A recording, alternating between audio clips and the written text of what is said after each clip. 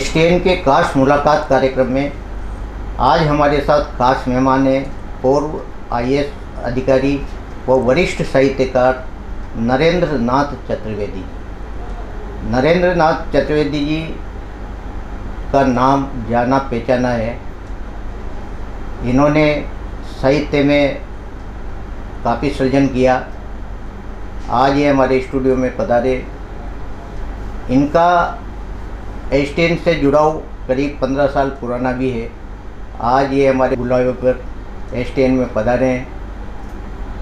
हम इनका तहे दिल से स्वागत करते हैं।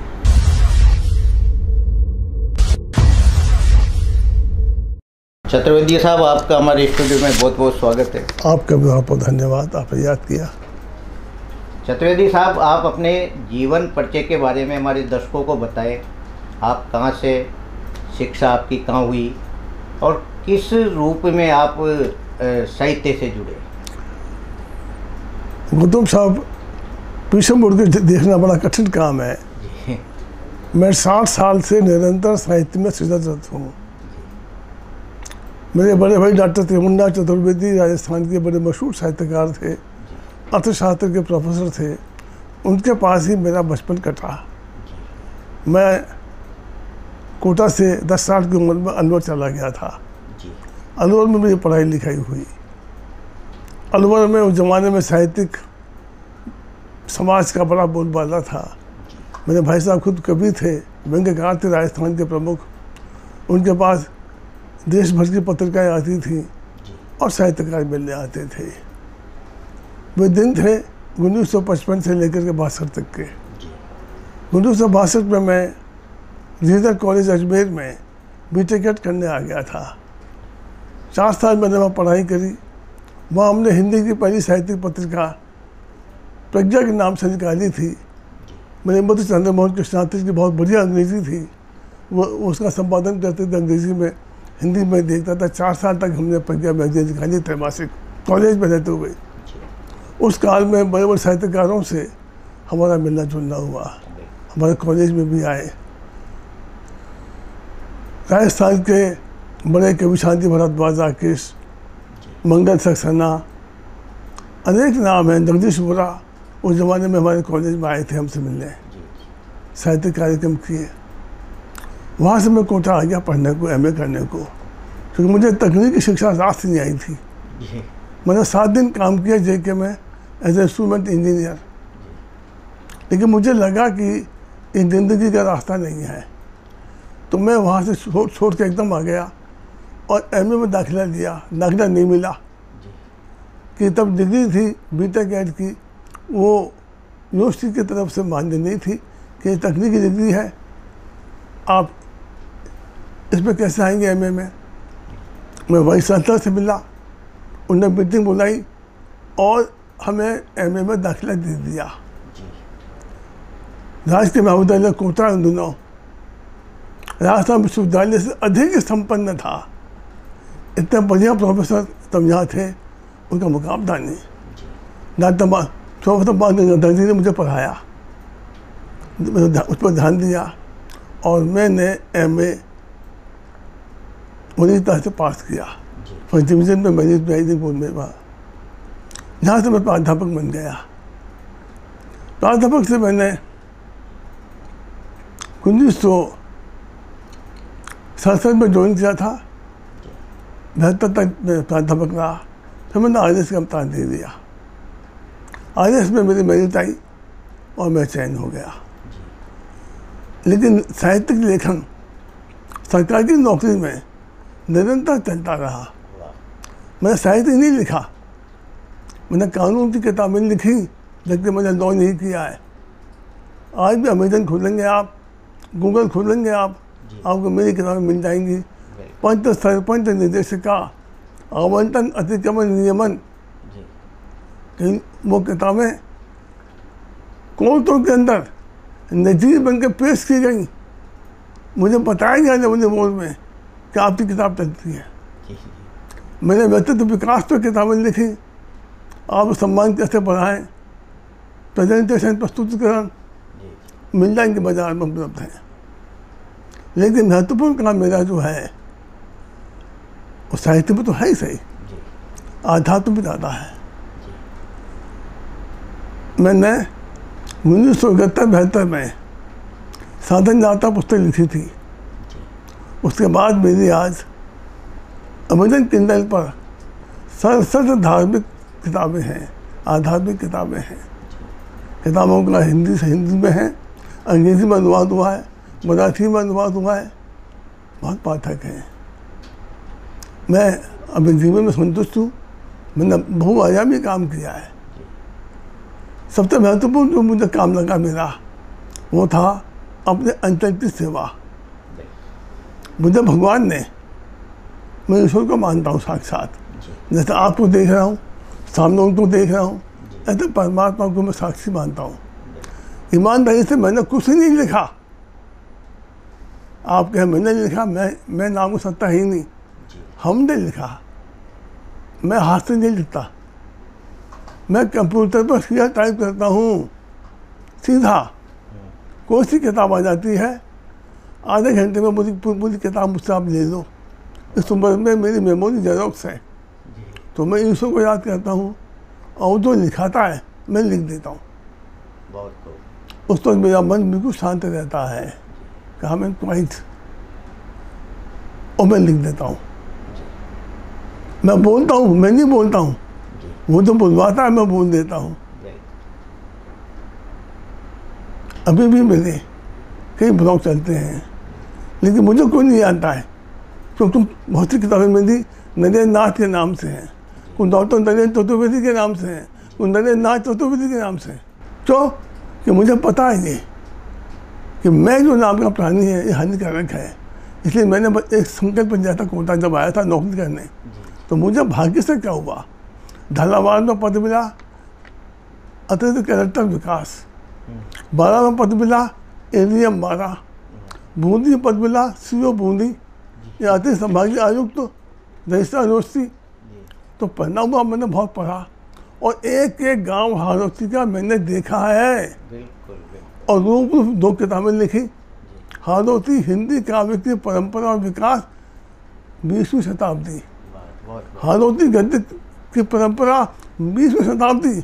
हारोती के हर रचनाकार को मैंने पढ़ा है, जिया है, उसके घर गया हूँ, हर गांव गया हूँ, हर मंदिर देखा है।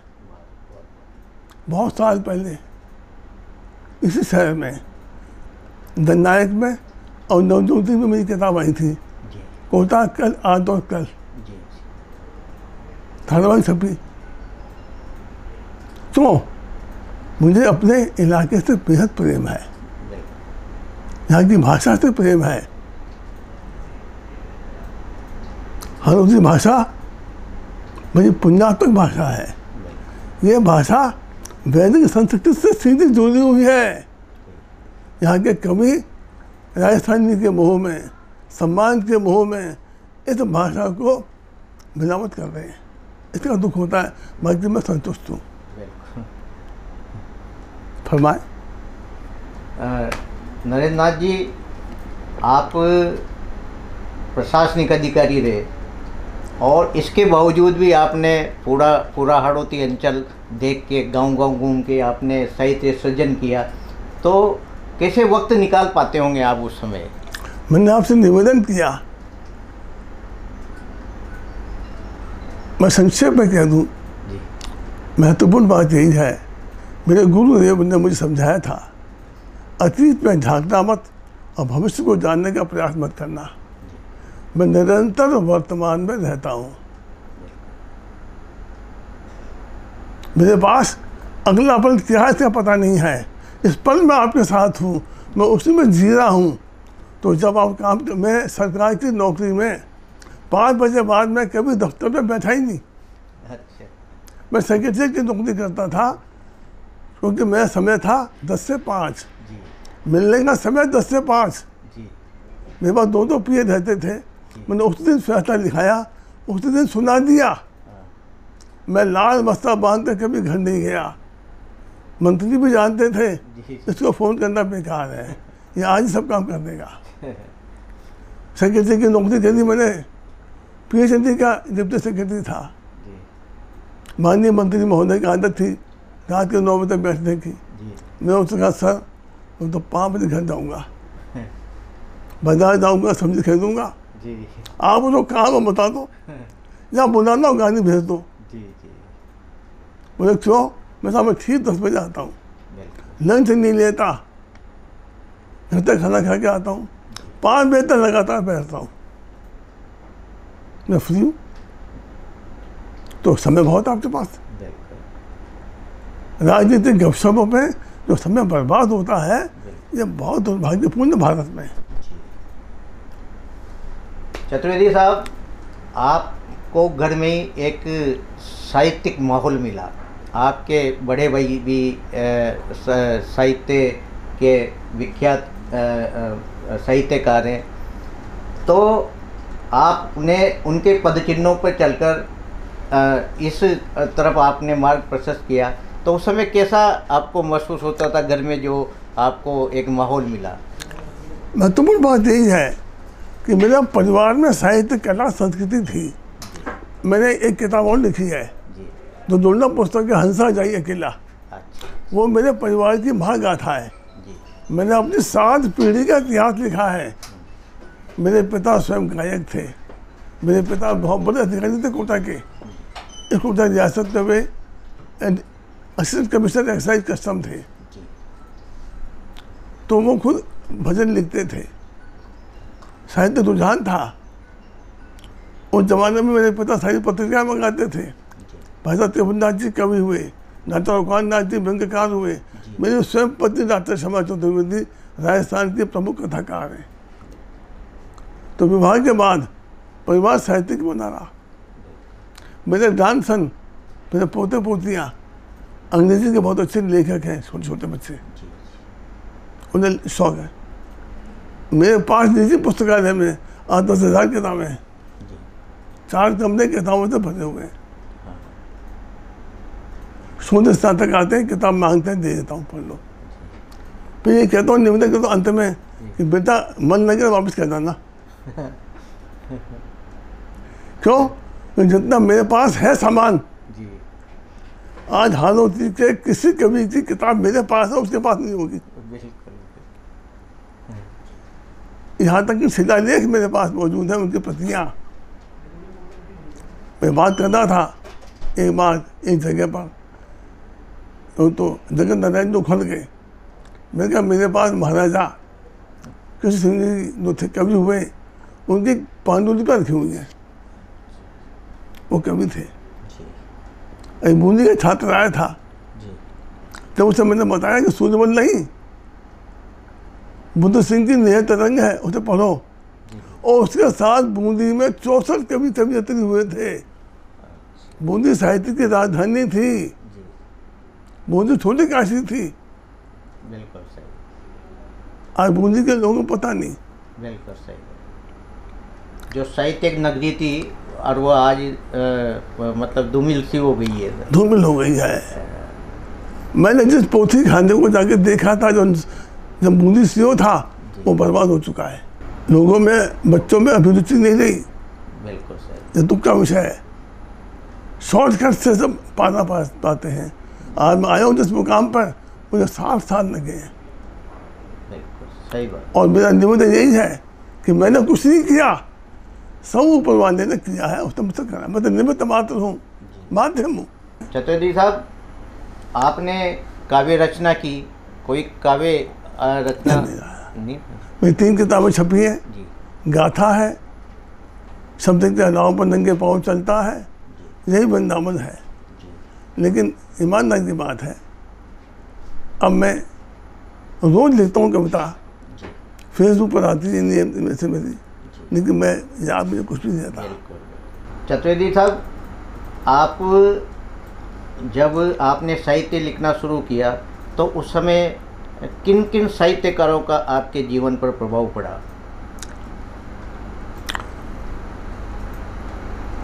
बड़ा कठिन काम है ये, इसका उत्तर देना। हम जिस शहर में रह रहे हैं वो शहर पूरी तरह से व्यावसायिक हो गया है। बिल्कुल सही। कला, साहित्य और संस्कृति तीनों का पूरी तरह से तिरस्कार हो गया है। मेरे बचपन में जहाँ मैंने पढ़ना लिखना सीखा, तब रामपुरा बाजार में हमारा मकान था समाज रोड पर, जी। और महाराजा भीम सिंह लाइब्रेरी रामपुरा में हिंदुस्तान की सशक्त लाइब्रेरी थी। वहाँ किताबों की भीड़, पढ़ने वाले पाठकों की भीड़ रहती थी। रामपुरा के एक कोने में भारतीय समिति का दफ्तर था, एक कमरा था, इमाम साहब बैठते थे, जी। और सबसे अच्छी किताबों का संग्रह वहाँ था, साहित्य का, जैसे पत्रिका आती थी, जी। सारे साहित्यकार आते थे। हरि वल्लभ हरी, माखचंद सोलंबिया, प्रेमचंद विजयवर्गीय, नागेश विजय, गजेंद्र सिंह सोलंकी, अनेक साहित्यकार वहाँ मिले। और जिंदगी में सबसे बड़ी सीख मुझे मिली वो मदन लाल पवार थे। उनकी पहली किताब है क्रांति किरण, जो 1947 में छपी थी। मुझे बचपन में उन्होंने पढ़ाया था 3वीं क्लास में। अच्छा। भाटापारा के स्कूल में हम पढ़ते थे, रामपुरा। उन्होंने मुझे तैयार किया अंतर्राष्ट्रीय के लिए, और हम गए थे कैथोलिकपुर में किसी स्कूल में अंतर्राष्ट्रीय करने। उन्हें झांसी की रानी कंठस्थ कराई थी। अच्छा। मुझे अभी याद है बचपन में। और ताज्जुब जब में हुआ, और मदन लाल पवार का एक आदमी मुझे मिलने आया जब मैं झालावाड़ में अतिथि करता विकास था। बोले आपके गुरुजी ने आपको याद किया है, मदन लाल जी पवार ने। मैं थपका गया, मुझे कौन जानता है। मैं दिमाग लड़ाया अपना, कहा है कि सब मंदाना में उस कुएँ पर है। मैं उनसे मिलने गया, उन्हें नरेन तुम यहाँ तक पहुँच जाओगे, मुझे उम्मीद थी। उन्होंने अपनी किताब मुझे भेज की, क्रांति किरण रखी मेरे पास। अब आप सोचिए, प्रभाव बचपन में ये सब साहित्यकारों का पढ़ा। आज न वो भारतीय समिति है, न वो साहित्यकार हैं, न वो माहौल है।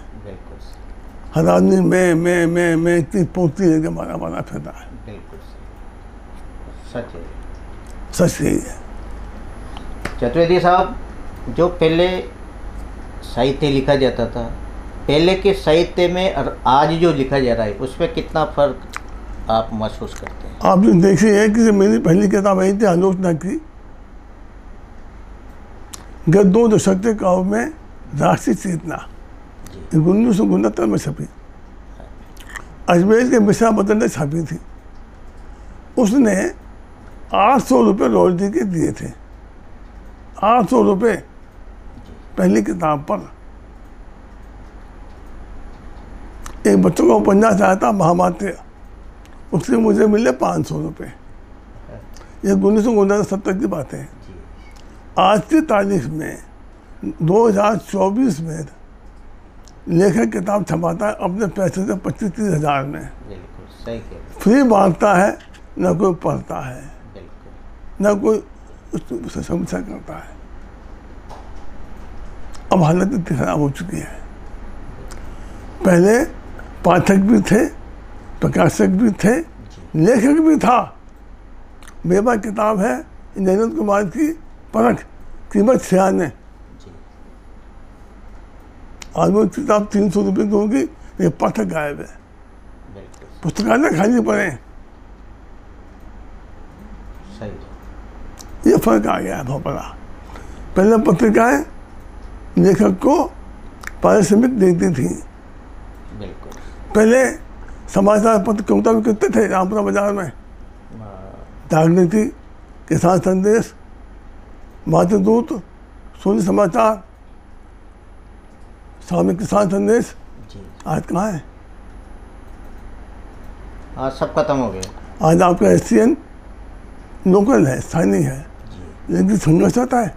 सामने कौन है? टाटा स्काई। सामने कौन है? जियो फाइबर, एयरटेल। व्यवसायिक संगठन इतने हावी हो गए हैं कि वो स्थानीय जनपद को पनपने नहीं देते। बिल्कुल सही कह रहे हो। तो साहित्य में ये बराबरी आ गई है। और आपको ताज्जुब होगा, AI का आपने प्रयोग किया क्या? AI पर आप कुछ भी डाल दो तो उसे भाषाओं में अनुवाद हाथ के हाथ दे लो, इंस्टेंट। कहाँ लेखक?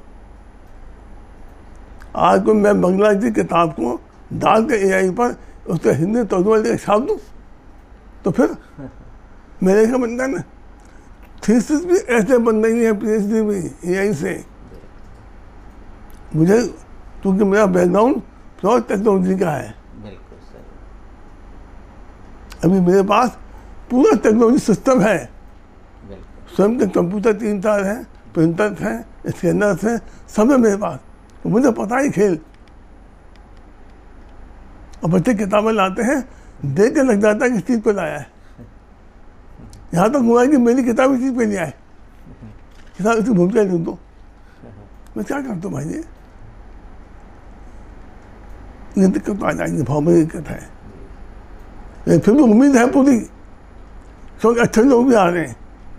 मैंने अभी कुछ दिन पहले आपके पास चौथमल का नाम सुना था, चौथमल प्रजापति मौलिक आदमी है। मैंने सीए सांगला का नाम सुना, आपके पास बैठ गया, आपने अच्छा आदमी पकड़ा है। मौलिक हालत कवि है, लेखक है, माइड भाषा, गद्य बढ़िया गद्य भाषा व अधिकार सीए सांगला का उत्तर किसी का नहीं है। बिल्कुल सही कह रहा हूँ।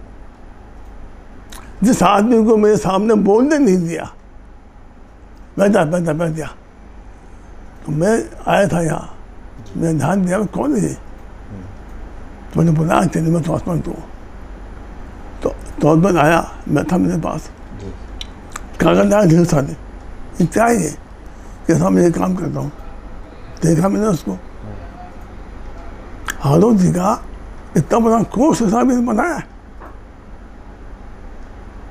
है कौन ये, मामूली आदमी, एक इतना बड़ा आदमी इसके अंदर छुपा हुआ है। बिल्कुल सही कहा आपने। मैंने हालत की खोज करी है। बिल्कुल सही। मेरी आँख में परमात्मा की आँख है कि इसमें योग्यता है, तो आगे बढ़ाओ, ये बच्चा ठीक है, ये लेखक अच्छा है। मेरी किताब में जो गद्य साहित्य की परंपरा है या काव्य की परंपरा है, एक कवि नहीं छोड़ा इस जनपद का, इस संभाग का। गाँव गाँव के ढूंढूं के किताबें लाए, लोगों के पानी पर लाए। हमारे महीने अच्छे साहित्यकार हैं, वो एक ही बात कहते हैं कि मार्क्सवादियों पर सबसे अच्छा आपने लिखा। दाग हिंद कहते थे हम पर आपने अच्छा लिखा। अरे भाई जितना अच्छा लिखा सब लिखेंगे आप।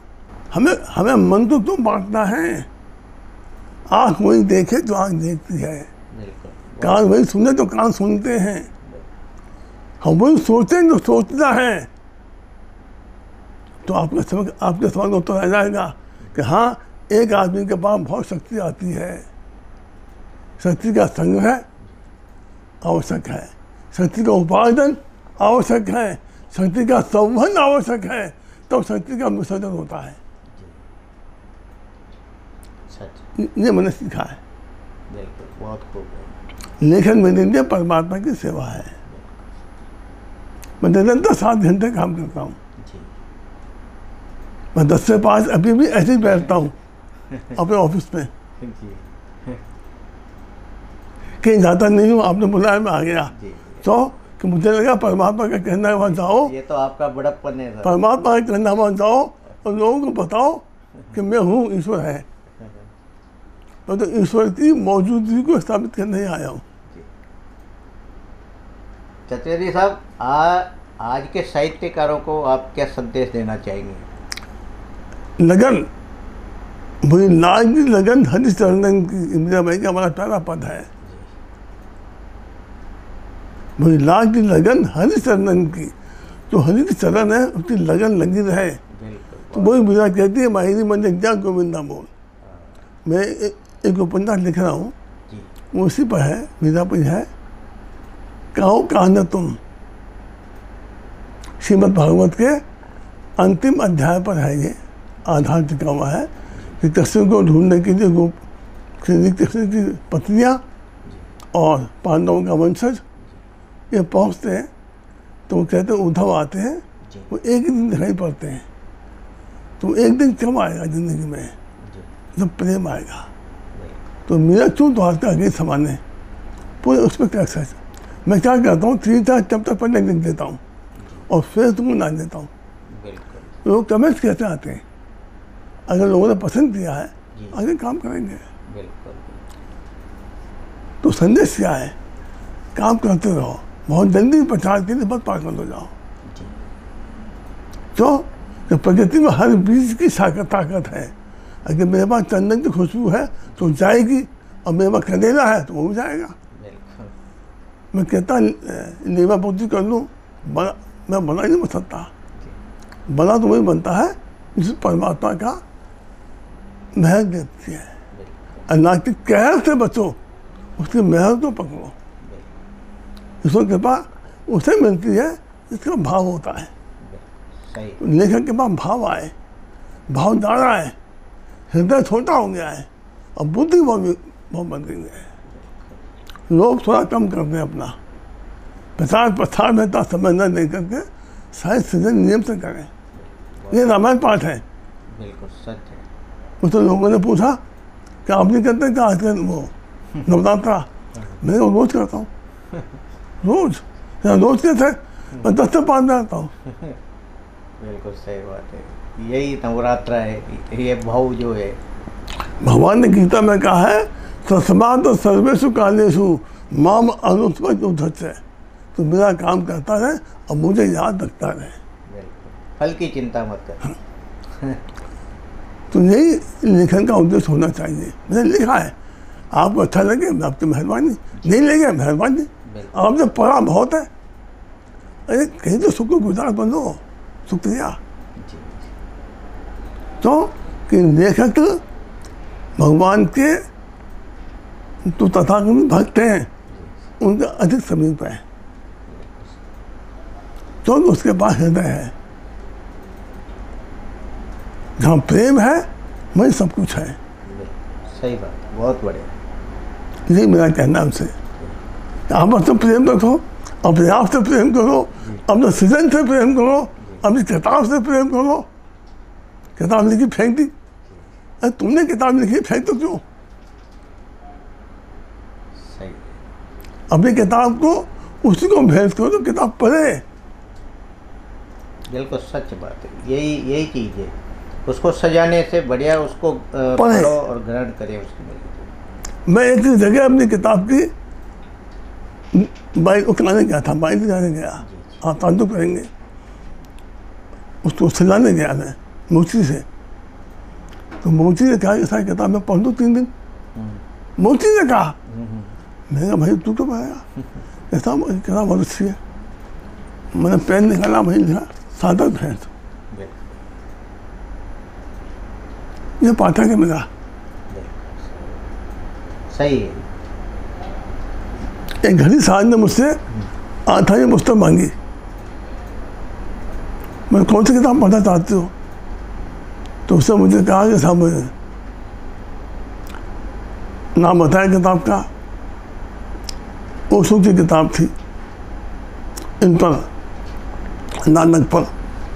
मैं ला दूंगा, मैंने मोल ले उसको भेंट कर दी कि ये पाठक की किताब पढ़ना चाहता, पैसे नहीं। सही। महत्वपूर्ण है हम अभिरुचि पकड़े और अभिरुचि को आगे बढ़ाएं। अब हम बुराई नहीं कह रहे हैं कि बच्चे मोबाइल देखते हैं, हमने बंदे में दिया क्या। चतुर्थी साहब, आपकी कोई उपलब्धि, कोई पुरस्कार आपको मिले हो, हमारे दर्शकों को बताएं। मैं किसी प्रकार की दौड़ में नहीं हूँ, न सम्मान की न पुरस्कार की, लेकिन मिल गए ऊपर वाले की मेहरबानी। रुक गए, मिल के रुक गए। मुझे मेरी किताब सूर्य के प्रतिबिंब पर साहित्य अकादमी का देवूलाल पुरस्कार मिला, मिल गया। फिर मेरी किताब थी कविता की आलोचना की, उसको मुझे फिर पुरस्कार मिला। सरकार पर लड़ गई, पुरस्कार घोषित हुआ, आने वाली गवर्नमेंट ने कहा पुरस्कार निरस्त होता है। निरस्त हो गया, कोई दिक्कत की बात नहीं। फिर अभी पुरस्कार मिल गया है, उसे साहित्य का पुरस्कार, साहित्य अकादमी का, फिर सरकार पता लगी है। तो सम्मान, ये पुरस्कार, ये हो दौड़ है। अगर मैं दौड़ में गया तो मर जाऊंगा। मैं दौड़ से बहुत दूर हूँ, क्योंकि मुझे कहता है कि आपको अभी 2 सम्मान मुझे दिए किसी ने, मैं तो लेने ही नहीं गया था, ईमानदारी की बात। जी। अब मैं याचक नहीं बनना चाहता। जो उसकी महर मेरे ऊपर है, सही। मैं दाता हूँ, मैं याचक नहीं हूँ। मुझे कोई कहता है मैं क्या, मुझे तुम दोगे घर आके मुझको, तुम भी क्योंकि मेरी नहीं, मैंने मांगा तुमसे, मुझे आपने बुलाया, खुशी है, क्योंकि आप पैसे नहीं दोगे। नंबर 1 मुझे पता है। नंबर 2 मैं अपने मजबूत पर आया हूँ, लाया हूँ। सही। अगर आप मुझको देते तो मैं नहीं आता, बिल्कुल सही। क्योंकि ईश्वर से ने मुझे इतना दिया है, मैं उसको संभाल के कहाँ रखूँगा। मैं बिल्कुल। मेरे को ख्वाहिश ही नहीं है। ये चतुर्वेदी साहब आपके बहुत अच्छे विचार हैं और हर साहित्यकार को इन विचारों को ग्रहण करना चाहिए, क्योंकि सही है कि आज जो समाज में याचक नहीं बनना चाहिए। मैं आपसे तुम साहब सहमत हूँ, आपका आभारी बहुत बहुत। मुझे आपने बुलाया इस उम्र में, जब मैं थकान के अंतिम मोड़ पर आ गया हूँ। और मेरा तो ये कहता है, मेरे गुरु ने कहा था, एक ही बात कही थी कि जब तक सांस है बेटा काम करते रहना, जब तक काम करते रहोगे सांस आती रहेगी। तो मैं जो कुछ भी करता हूँ, अभी भी करता हूँ, मैं अपने गुरु को साक्षात देख रहा हूँ, वो मुझे सुन रहे हैं। वो इतनी मेरी किताब का नाम यही है, परम के सानिध्य में। आप खोलेंगे ये क्या बोलते हैं इसको, गूगल खोलेंगे, गूगल, ये ढेर किताब मिल जाएंगे आपको। हाँ, मैंने कई फेसबुक पे भी आपका वो पढ़ा, 2-3 दिन से मैं यही कर रहा हूँ कि फेसबुक पे भी आपका काफ़ी काव्य लेखन आता है। किंडल तो मेरी सादे किताबें हैं। अब ऐसा है कि मन, क्योंकि अब दिक्कत क्या है मेरे सामने कि मेरे पाठक कहाँ का मुझे पता नहीं है। मुझे किंडल के माध्यम से पता लगा कि मेरे पूरी दुनिया में पाठक है। अब मैं जो काम करता हूँ वो शुद्ध आध्यात्म है। मेरी किताब आई नहीं, धर्म संपदा भारत बनाए नहीं आपके धरने के लिए, क्योंकि मेरे दिमाग में है किताब कौन सी किसको दी जाए, पाठकों को किताब दी जाए। मैंने किताब दी और रख दिया आपने अलमारी के अंदर, तो किताब की कीमत 2 पैसे लग गई। आपने 4 पन्ने पढ़ने किताब के, किताब 100 रुपये की हो गई। अब किताब का मूल्य वही बचा है। तो महत्वपूर्ण यही है, एक ही बात लोगों से कहना, कब तक पढ़ो सही, फिर लिखो। पहले लिखो फिर पढ़ो, नहीं यार पहले पढ़ो सही, पहले पढ़ो पहले पढ़ो। ये थे हमारे साथ डॉक्टर नरेंद्र नाथ जी चतुर्वेदी, पूर्व IAS और वरिष्ठ साहित्यकार। इनका साहित्य आज देश विदेश तक पढ़ा जाता है और इनकी जो छवि है, बेदाग छवि, अधिकारी के रूप में भी रहे तो नियमित समय पे आना और जाना इनका एक कर्तव्य रहा है। आज ये हमारे स्टूडियो में पधारे, आपका बहुत बहुत धन्यवाद। आपका बहुत बहुत धन्यवाद गौतम साहब, मुझे आपने याद किया।